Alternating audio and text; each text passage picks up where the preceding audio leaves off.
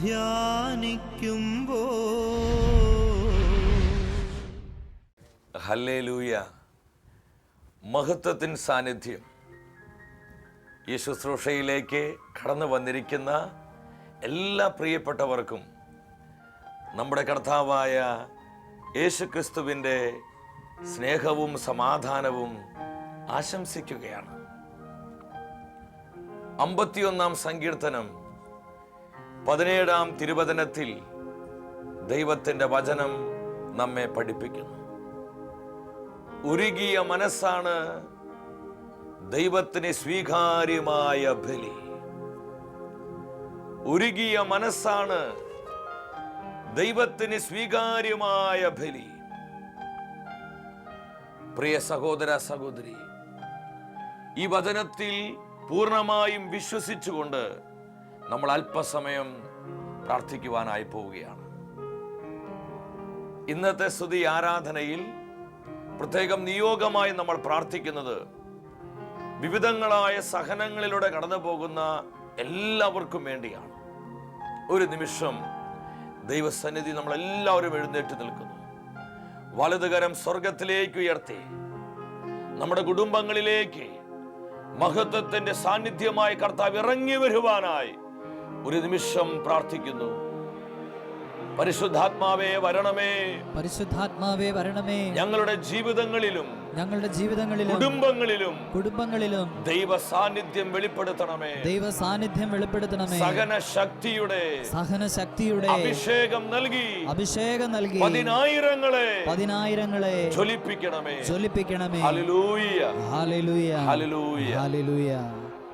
കർത്താവിന്റെ സ്നേഹത്തിൽ ഐക്യപ്പെട്ട് കരങ്ങളടിച്ച് ആത്മനിറവിൽ നമ്മൾ പാടി പ്രാർത്ഥിക്കുകയാണ്. നമ്മൾ ഓരോരുത്തരും പരിശുദ്ധാത്മാവിന്റെ സൈന്യമാണ്.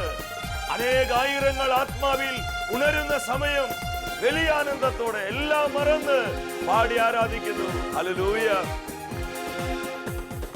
കർത്താവിൻ സൈന്യം നമ്മൾ, കർത്താവിൻ സൈന്യം നമ്മൾ.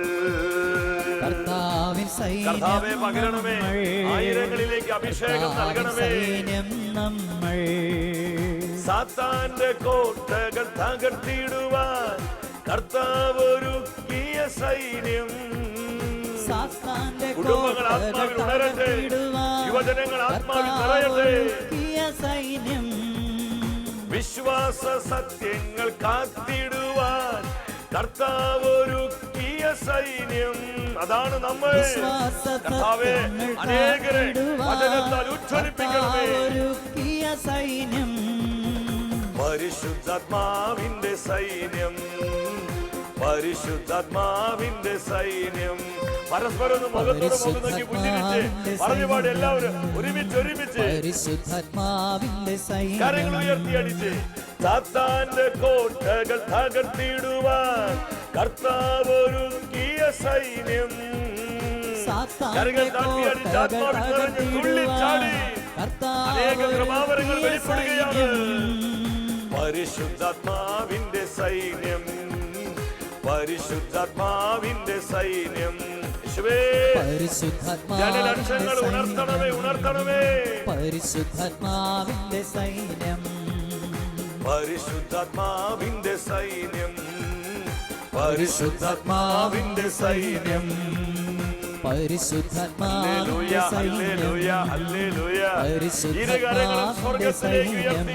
ഒരു സൈന്യമായി നമ്മൾ ആത്മാവിനെ വിളിച്ച് പ്രാർത്ഥിക്കുന്നു. പരിശുദ്ധാത്മാവേ വരിക, വരിക. പതിനായിരങ്ങളിൽ കത്തിപ്പടരണമേ. വിശ്വാസ സത്യങ്ങൾക്ക് വേണ്ടി, സുവിശേഷ മൂല്യങ്ങൾക്ക് വേണ്ടി വില കൊടുത്ത് ധീരതയോടെ മുന്നേറുവാനുള്ള ആത്മനിറവ് നൽകണമേ. ഹല്ലേലൂയ, ഹല്ലേലൂയ, ഹല്ലേലൂയ. വ്യക്തി ജീവിതത്തിൽ, കുടുംബ ജീവിതത്തിൽ, സമൂഹ ജീവിതത്തിൽ സഹിക്കുന്ന ആയിരങ്ങൾക്ക് വേണ്ടി ഞങ്ങൾ പ്രാർത്ഥിക്കുന്നു. പിതാവേ, പരിശുദ്ധാത്മാവിനെ വർഷിക്കണമേ. സകല ശക്തി സഹിക്കാനുള്ള അഭിഷേകം നൽകി ഞങ്ങളെ അനുഗ്രഹിക്കണമേ. ഹല്ലേലൂയ, ഹല്ലേലൂയ, ഹല്ലേലൂയ. പരിശുദ്ധാത്മാവേ വരിക, ജനലക്ഷങ്ങളിൽ കത്തിപ്പടരണമേ. ഹബിയാല, ഹബിയാല, ഹബിയാല. കെട്ടുകൾ പൊട്ടുന്ന, ബന്ധനങ്ങൾ അഴിയുന്ന, സകലവിധ മുഖങ്ങളും ഒടിയുന്ന അഭിഷേകം പതിനായിരങ്ങളിലേക്ക് ഒഴുകട്ടെ. Lord, release. Glory, glory, glory. കർത്താവേ പകരണമേ. നിന്റെ ജലത്തിലേക്ക് അഭിഷേകം പകരണമേ. വിവിധങ്ങളായ സൗഖ്യങ്ങൾ വെളിപ്പെടട്ടെ. അഭിഷേകം നിറവുണ്ടാകട്ടെ. കൃപാവരങ്ങളുടെ സമൃദ്ധിയാൽ ഞങ്ങൾ പൂരിതരാകട്ടെ. Lord bless Lord. കർത്താവേ, കണ്ണീരോടുകൂടി പ്രാർത്ഥിക്കുന്ന അനേകരുടെ കണ്ണീര് തുടച്ചു മാറ്റണമേ. ഹൃദയത്തിന്റെ നൊമ്പരങ്ങള്, മനസ്സിന്റെ വേദനകള്, ജീവിതത്തിൽ അനുഭവിക്കുന്ന തകർച്ചകള് എടുത്തു മാറ്റി അനുഗ്രഹത്തിന് അഭിഷേകം കൊണ്ട് നിറയ്ക്കണമേ. ഹല്ലേലൂയ, ഹല്ലേലൂയ, ഹല്ലേലൂയ. ഈ സ്തുതി ആരാധനയിൽ വിവിധ നിയോഗങ്ങളുമായി പ്രാർത്ഥിക്കുന്ന 10,000ങ്ങളുടെ മേൽ കർത്താവിന്റെ കരം പ്രബലപ്പെടുകയാണ്. കർത്താവേ, നീ നൽകിയ സൗഖ്യത്തിനായി, നീ നൽകിയ വിടുതലിനായി, നീ നൽകിയ അഭിഷേക നിറവിനായി ഞങ്ങൾ നന്ദിയോടെ സ്തുതിക്കുന്നു. ഈ മണിക്കൂറുകളിൽ ഞങ്ങളോട് സംസാരിക്കണം കർത്താവേ. അങ്ങ് സംസാരിക്കുമ്പോൾ ഞങ്ങൾ പരിശുദ്ധാത്മാവിൽ നിറയും. ഞങ്ങൾ ദൈവരാജ്യ ദർശനങ്ങളിൽ പൂരിതരാകും. ഞങ്ങൾ ഓരോരുത്തരും സുവിശേഷത്തിന്റെ തീക്കാറ്റുകളായി മാറും. ഞങ്ങളോട് സംസാരിക്കണം പരിശുദ്ധ അമ്മേ, ഞങ്ങളുടെ പ്രിയപ്പെട്ട അമ്മേ. സഹന ശക്തിയാൽ നിറയപ്പെടുവാൻ അമ്മ ഞങ്ങൾക്ക് വേണ്ടി പ്രാർത്ഥിക്കണമേ. ആമേൻ, ഹല്ലേലൂയ. പ്രിയ ദൈവമക്കളെ, നമ്മുടെ ജീവിതങ്ങളെ ശക്തിപ്പെടുത്തുന്ന കർത്താവിൻ്റെ വചനത്തിൻ്റെ മുൻപിൽ ഉണർവോടെ ആയിരിക്കാം. ഇന്നത്തെ വചന ശുശ്രൂഷയിലൂടെ പരിശുദ്ധാത്മാവ് നമ്മെ പഠിപ്പിക്കുന്നത് സഹന ശക്തിയെ കുറിച്ചാണ്. സഹനശക്തി. ഹെബ്രായ പുസ്തകം 10-ാം അധ്യായം 36-ാം തിരുവചനത്തിൽ ദൈവത്തിന്റെ വചനം നമ്മെ പഠിപ്പിക്കുന്നു. ദൈവത്തിന്റെ ഇഷ്ടം നിറവേറ്റി അവിടുത്തെ വാഗ്ദാനം പ്രാപിക്കാൻ നിങ്ങൾക്ക് സഹനശക്തി ആവശ്യമായിരിക്കുന്നു. ഈ തിരുവചനത്തിലൂടെ നമ്മുടെ ജീവിതങ്ങളോട് എന്താണ് കർത്താവ് സംസാരിക്കുന്നത്? ദൈവത്തിന്റെ ഇഷ്ടം നിറവേറ്റി കർത്താവിന്റെ വാഗ്ദത്തങ്ങൾ പ്രാപിക്കുവാൻ നമുക്ക് സഹനശക്തി വളരെ ആവശ്യമാണെന്ന് ഈ വചനം നമ്മെ ഓർമ്മിപ്പിക്കുകയാണ്. സഹനശക്തി. ഞാൻ പൂർണ്ണമായും വിശ്വസിക്കുന്നു, ഈ കാലഘട്ടത്തിൽ മറ്റെന്തിനേക്കാളും ഉപരി ദൈവജനത്തിന് ആവശ്യമായിരിക്കുന്നത് സഹിക്കാനുള്ള അഭിഷേകമാണ്, സഹനശക്തിയാണ്. അപ്പോസ്തല പ്രവർത്തനങ്ങൾ 1-ാം അധ്യായം 8-ാം വചനത്തിൽ യേശു പറഞ്ഞു, പരിശുദ്ധാത്മാവ് നിങ്ങളുടെ മേൽ വന്നു കഴിയുമ്പോൾ നിങ്ങൾ ശക്തി പ്രാപിക്കും. നമുക്കെല്ലാവർക്കും സുപരിചിതമായ തിരുവാക്യമാണിത്. പരിശുദ്ധാത്മാവ് നിങ്ങളുടെ മേൽ വന്നു കഴിയുമ്പോൾ നിങ്ങൾ ശക്തി പ്രാപിക്കും. പരിശുദ്ധാത്മാവ് നമുക്ക് നൽകുന്ന ശക്തി എന്താണ്? സഹിക്കുവാനുള്ള ശക്തിയാണ്. മറ്റെല്ലാ അഭിഷേകത്തെക്കാളും ഉന്നതമായ അഭിഷേകം സഹിക്കുവാനുള്ള അഭിഷേകമാണ്. ഈ ശുശ്രൂഷയിൽ ആയിരങ്ങളെ കർത്താവ് കാണുകയാണ്. വ്യക്തിപരമായ ജീവിതത്തിൽ, കുടുംബ ജീവിതത്തിൽ, സമൂഹ ജീവിതത്തിൽ അനുഭവിച്ച പല തകർച്ചകളോടുള്ള ബന്ധത്തിൽ ഒരുപാട് സഹിക്കുന്ന 10,000ങ്ങളെ കർത്താവിൻ്റെ കണ്ണുകൾ കാണുകയാണ്. സഹോദര സഹോദരി, വിട്ടുമാറാത്ത സഹനത്തിലൂടെ കടന്നു പോകുന്നൊരു വ്യക്തിയാണോ നീ? എന്തിനാ ഇത്രമാത്രം സഹനങ്ങൾ? പ്രാർത്ഥിക്കും തോറും സഹനങ്ങൾ വർദ്ധിക്കുകയാണല്ലോ എന്ന് ചിന്തിച്ച് പ്രയാസപ്പെടുന്ന അനേകരെ ദൈവാത്മാവ് കാണുന്നു. ഈ വചനത്തിലൂടെ വ്യക്തമായ ദൂത് കർത്താവ് നിങ്ങൾക്ക് തരികയാണ്. ഒരു വ്യക്തിയിൽ പരിശുദ്ധാത്മാവ് പ്രവർത്തിക്കുന്നതിൻ്റെ പ്രകടമായ അടയാളം ഭാഷാബലത്തിൽ പ്രാർത്ഥിക്കുന്നത് മാത്രമല്ല, പ്രവചിക്കുന്നത് മാത്രമല്ല, സുവിശേഷം പ്രഘോഷിക്കുന്നത് മാത്രമല്ല. ഈ തിരുവചനത്തിലൂടെ ദൈവാത്മാവ് വ്യക്തമാക്കുകയാണ്, ആ വ്യക്തിക്ക് സഹിക്കുവാനായിട്ട് കഴിയും. പരാതികളില്ലാതെ, പരിഭവങ്ങളില്ലാതെ, പുറുപുറുപ്പില്ലാതെ ആനന്ദത്തോടെ സഹിക്കുവാൻ കഴിയും. ആർക്ക്? പരിശുദ്ധാത്മാവുള്ള വ്യക്തികൾക്ക്. ഈ കാലഘട്ടത്തിലെ വിശ്വാസ സത്യങ്ങൾക്ക് വേണ്ടി സുവിശേഷ മൂല്യങ്ങൾക്ക് വേണ്ടി പ്രിയപ്പെട്ടവരെ നമ്മൾ നിലകൊള്ളുമ്പോൾ ഞാൻ ആത്മാവിൽ പറയട്ടെ, ഒരുപാട് സഹിക്കേണ്ടി വരും നമുക്ക്. ഇന്ന് വളരെ തന്ത്രപരമായി ദൈവവചനത്തിൻ്റെ അടിസ്ഥാന പ്രമാണങ്ങളെ, വിശ്വാസ സത്യങ്ങളെ, നമ്മുടെ കർത്താവിൻ്റെ പ്രബോധനങ്ങളെ, സഭയുടെ പഠനങ്ങളെ ഇല്ലായ്മ ചെയ്യാൻ പിശാച് പ്രവർത്തിച്ചു കൊണ്ടിരിക്കുകയാണ്. പൗലോസ് അപ്പോസ്തലൻ തിമോത്തിയോസിന്റെ ലേഖനം 1 ലേഖനം 6:12 വചനം പറയുന്നു, നീ വിശ്വാസത്തിന് വേണ്ടി നല്ല പോരാട്ടം നടത്തണം. നമ്മെ നോക്കി പരിശുദ്ധാത്മാവ് പറയുക, വിശ്വാസത്തിന് വേണ്ടി പോരാട്ടം നടത്തണം.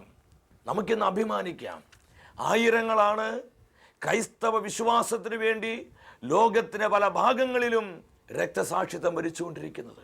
ഈ അടുത്ത നാളുകളിൽ സുവിശേഷം പ്രഘോഷിച്ചതിന്റെ പേരിൽ ഒരു കുടുംബത്തെ ചുട്ടരിച്ചു കൊന്നതായി നമ്മൾ അറിഞ്ഞു.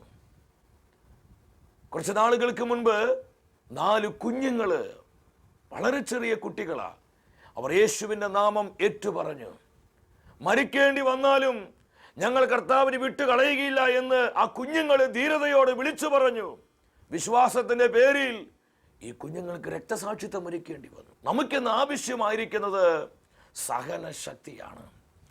യൂദാസ് ലേഖനം 1:3 ദൈവാത്മാവ് പറയുകയാണ്, വിശുദ്ധർക്ക് എന്നേക്കുമായി ഏൽപ്പിച്ചു കൊടുത്തിരിക്കുന്ന വിശ്വാസത്തിന് വേണ്ടി നിങ്ങൾ പോരാടുക.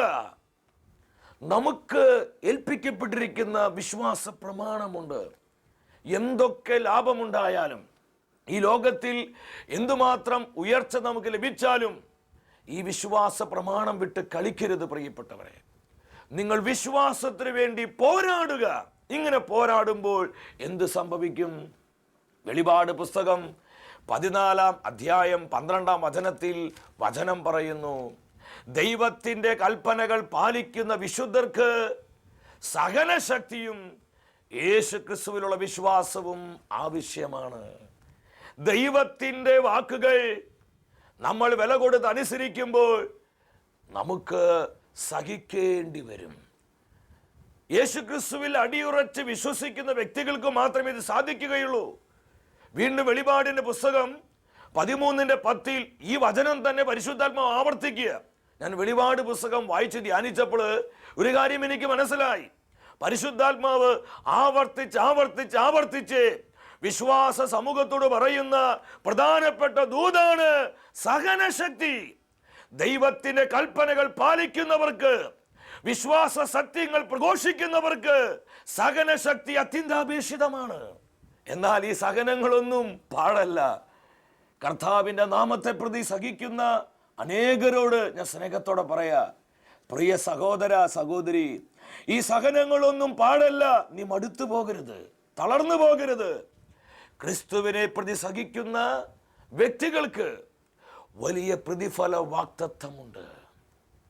ഒന്നാമത്തെ വാഗ്ദത്തം എന്താ? നിത്യജീവനാണ്. കർത്താവിനോടുകൂടെ അവിടുത്തെ മഹത്വത്തിൽ നിത്യമായി വസിക്കുന്ന, വാഴുന്നൊരു അനുഭവം. ഇതിനേക്കാൾ അനുഗ്രഹിക്കപ്പെട്ടൊരു അനുഭവം നമുക്ക് വേണം പ്രിയപ്പെട്ടവരെ.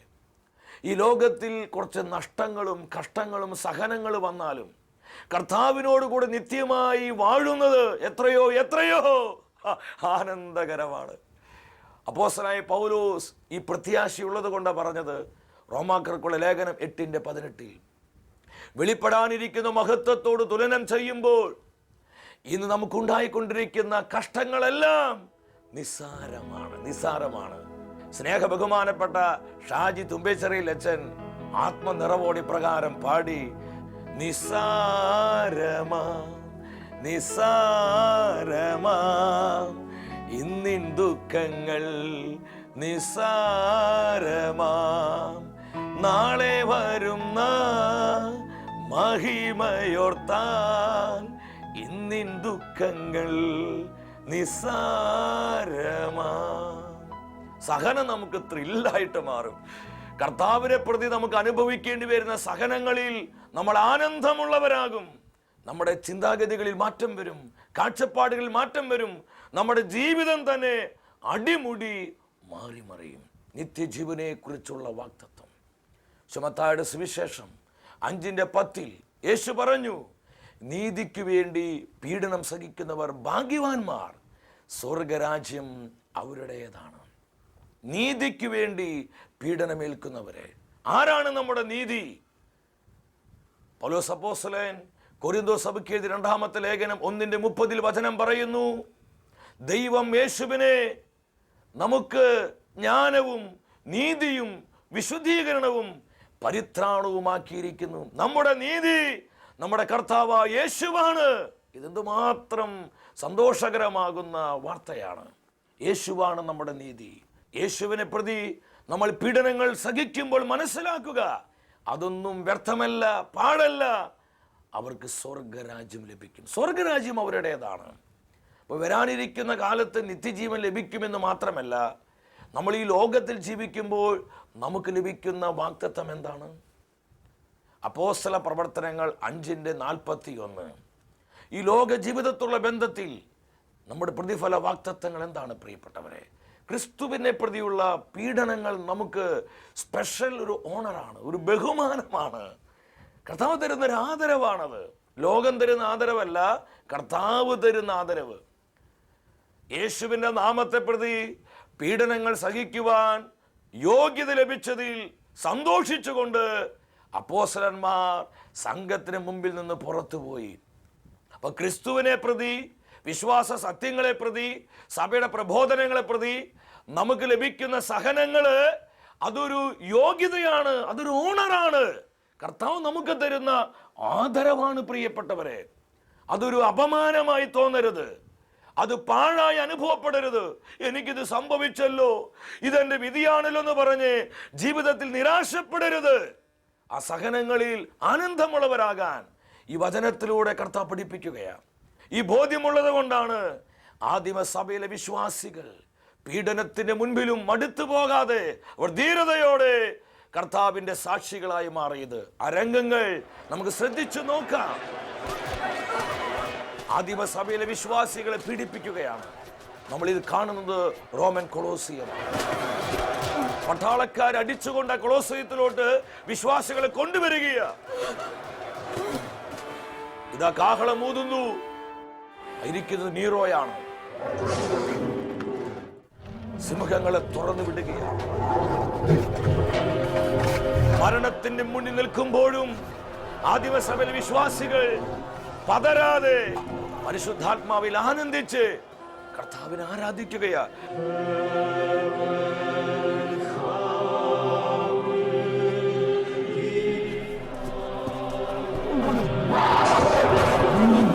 സിംഹങ്ങൾ കടിച്ചു കീറുകയാ.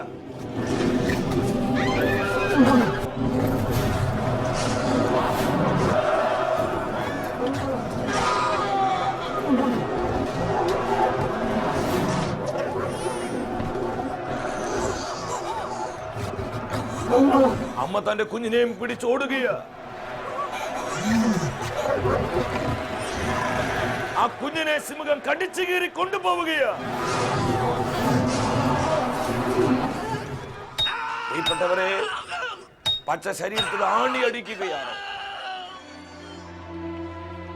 ആയിരക്കണക്കിന് വിശ്വാസികളെ കുരിശുമരങ്ങളായി ഇതാ നാട്ടുകയാണ്.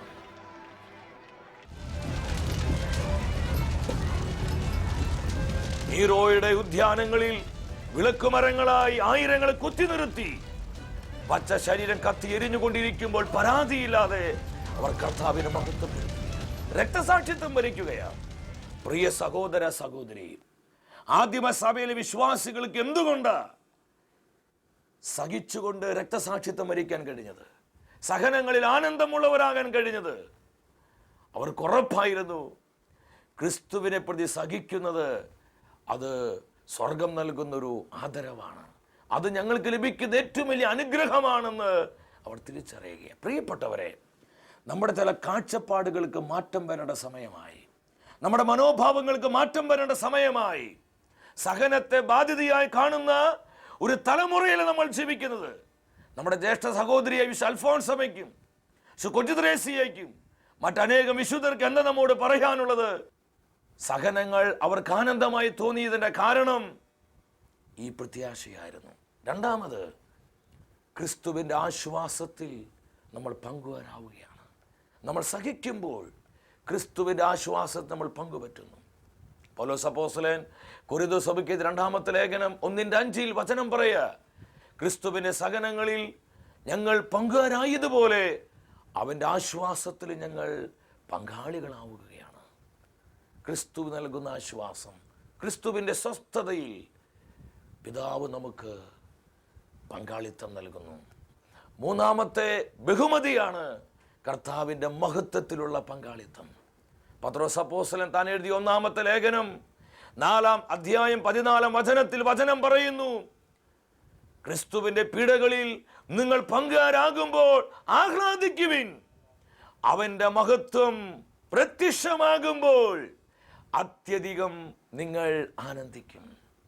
ക്രിസ്തുവിനെ പ്രതി നമ്മൾ സഹിക്കുമ്പോൾ, വിശ്വാസ സത്യങ്ങൾക്ക് വേണ്ടി സഹിക്കുമ്പോൾ, കർത്താവിൻ്റെ വചനത്തെ പ്രമാണിക്കുവാനായി നമ്മൾ സഹിക്കുമ്പോൾ നമ്മൾ മനസ്സിലാക്കുക അവിടുത്തെ മഹത്വത്തിൽ നമ്മൾ പങ്കാളികളാകുകയാണ്. കർത്താവിൻ്റെ ഗ്ലോറിയിൽ ദൈവപിതാവ് നമുക്ക് പങ്കാളിത്തം നൽകുന്നു. 1400 കാലഘട്ടത്തിൽ സഭയിൽ ജീവിച്ച വലിയൊരു വിശുദ്ധയായിരുന്നു. വെറും 19 വയസ്സ് മാത്രമേ അവൾ ജീവിച്ചുള്ളൂ. വിശുദ്ധയായ ജോവാൻ ഓഫ് ആർക്ക്. ഫ്രാൻസിലാണ് അവൾ ജനിച്ചത്. കുഞ്ഞുനാൾ മുതൽ ദൈവികമായ ഇടപെടലുകൾ ജോവാൻ്റെ ജീവിതത്തിലുണ്ടായിരുന്നു. വിശുദ്ധ മിഖായേലിൻ്റെയും വിശുദ്ധ കാതറിൻ്റെയും പ്രത്യേകമായിട്ടുള്ള മാധ്യസ്ഥവും അവരുടെ ശുശ്രൂഷയും സാന്നിധ്യവും എല്ലാം വിശുദ്ധ ജോവാനോടൊപ്പം ഉണ്ടായിരുന്നു. ആ കാലഘട്ടത്തിൽ യുദ്ധത്തിൽ ഫ്രാൻസിനെ വലിയ വിജയത്തിലേക്ക് നയിച്ചത് ഈ കൊച്ചു പെൺകുട്ടിയിലൂടെയാണ് ദൈവം. പ്രിയപ്പെട്ടവരെ, തൻ്റെ വിശ്വാസത്തിന് വേണ്ടി, വിശ്വാസ സത്യങ്ങൾക്ക് വേണ്ടി, തനിക്ക് ലഭ്യമായ ദൈവിക സന്ദേശങ്ങൾ അടിയുറയ്ക്കാൻ വേണ്ടി ഈ കൊച്ചു പെൺകുട്ടി രക്തസാക്ഷിത്വം വരിച്ചു. അവളെ ചുട്ടരിച്ച് കൊല്ലുകയാണ്. വിശുദ്ധയായ ജോവാൻ കർത്താവിനെ പ്രതി, വിശ്വാസത്തെ പ്രതി രക്തസാക്ഷിത്വം വരിക്കുന്ന രംഗങ്ങൾ നിങ്ങൾ ശ്രദ്ധിച്ചു നോക്ക്. നിൽക്കുന്നത് വിശുദ്ധ ജോവാൻ. അവളെ കത്തിച്ചു കളയുകയാണ്. മരണത്തിന്റെ മുന്നിൽ നിൽക്കുമ്പോഴും അവർക്ക് യാതൊരു ഭയവുമില്ല. പട്ടാളക്കാരൊക്കെ ചുറ്റിക്കൂടി നിൽക്കുന്നു. എന്തുമാത്രം ജനക്കൂട്ടമാണ്. വിശുദ്ധയായ ജോവാൻ ആവശ്യപ്പെടും, എനിക്ക് മറ്റൊന്നും വേണ്ട, എനിക്ക് എന്റെ കർത്താവിന്റെ കുരിശൊന്ന് കാണാം. ആരെങ്കിലും ആ കുരിശൊന്ന് ഉയർത്തിപ്പിടിക്കണം. കർത്താവിന്റെ കുരിശിലേക്ക് അവൾ കണ്ണുകൾ ഉറപ്പിക്കുകയാണ്. ആ കുരിശിൽ നിന്ന് രക്തസാക്ഷിത്വത്തിന് വേണ്ട ശക്തി അവൾ ആർജിച്ചെടുക്കുകയാണ്. നിങ്ങൾ ശ്രദ്ധിച്ചു നോക്ക്. ആ കുരിശു എടുത്തുയർത്തിപ്പിടിച്ച മനുഷ്യൻ മാനസാന്തരപ്പെടുകയാണ്. ധീരതയോടെ ഒരു 19-ാമത്തെ വയസ്സിൽ വിശുദ്ധയായ ജോവാൻ കർത്താവിന് വേണ്ടി രക്തസാക്ഷിത്വം വരിച്ചു.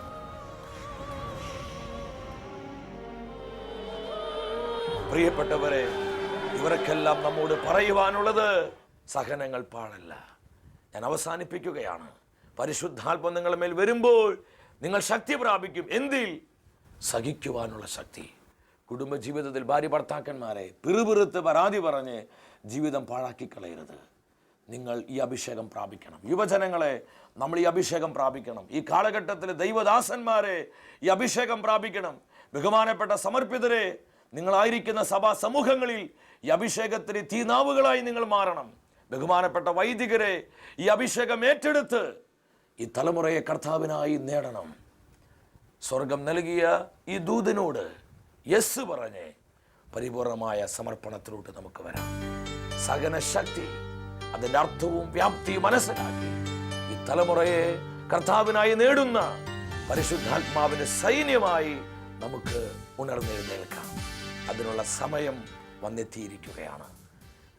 തുടർന്ന് വരുന്ന ആരാധന ശുശ്രൂഷയിൽ സ്വർഗം നൽകുന്ന ഈ അഭിഷേകത്തെ നമുക്ക് സ്വീകരിക്കാം.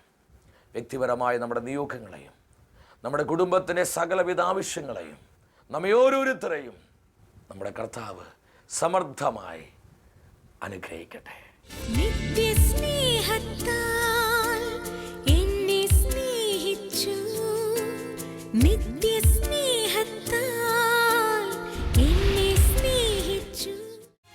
എല്ലാ നേരവും സ്തുതി പാടും ആത്മാവിൽ വാഴുന്ന യേശുക്കേ. എല്ലാ നേരവും സ്തുതി പാടും ആത്മാവിൽ വാഴുന്ന ഈശോയ്ക്ക്. അൾത്താരയിൽ വരും തിരുനാഥന് അപ്പമായി തീരുന്ന ഗുരുനാഥന് ആരാധനയുടെ പൊൻചിറകിൽ ആത്മാവിലലിഞ്ഞു ഞാൻ പറന്നുയരും. പരിശുദ്ധരിൽ പരിശുദ്ധനായ കർത്താവേ,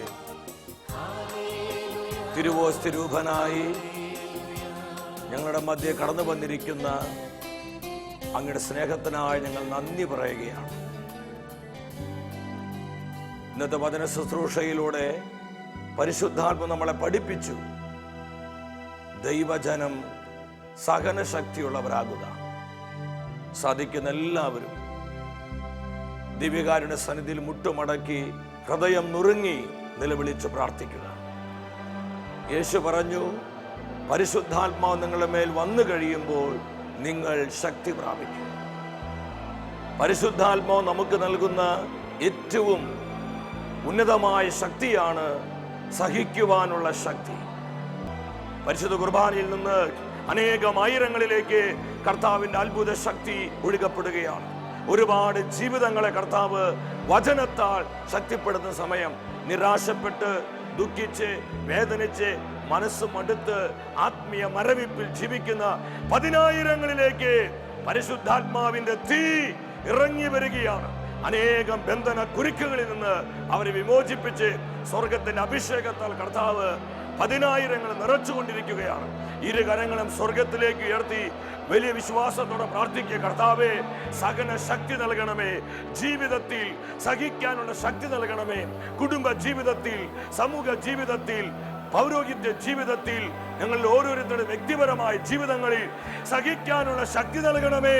ഹൃദയം നുറുങ്ങി യേശുവിനെ വിളിക്കുന്നു. യേശുവേ, യേശുവേ രക്ഷകാ, കർത്താവേ, നാഥനേ, നീ കർത്താവാണെന്ന്, നീ സഹനത്തിന്റെ കൃപയാൽ ഞങ്ങൾ ഓരോരുത്തരെയും ഉജ്ജ്വലിപ്പിക്കണമേ. ഹല്ലേലൂയ, ഹല്ലേലൂയ, ഹല്ലേലൂയ, ഹല്ലേലൂയ.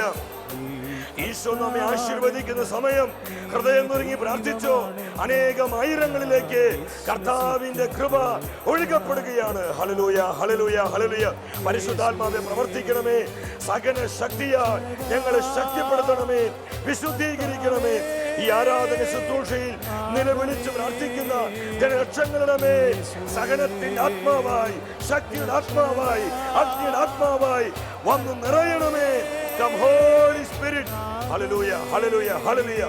കുടുംബങ്ങളെ, സഭാ സമൂഹങ്ങളെ പരിശുദ്ധാത്മാവെ ശക്തിപ്പെടുത്തണമേ. സഹനത്തിന്റെ മഹത്വം തിരിച്ചറിയുവാനുള്ള കൃപ നൽകണമേ.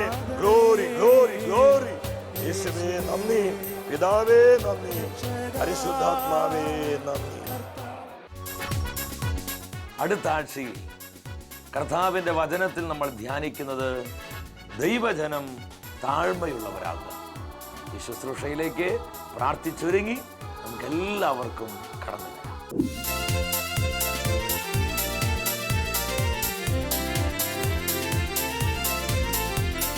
മഹത്വമേ മഹത്വമേ മഹത്വത്തിൻ രാജാവേ, മഹത്വത്തിൻ സാന്നിധ്യം.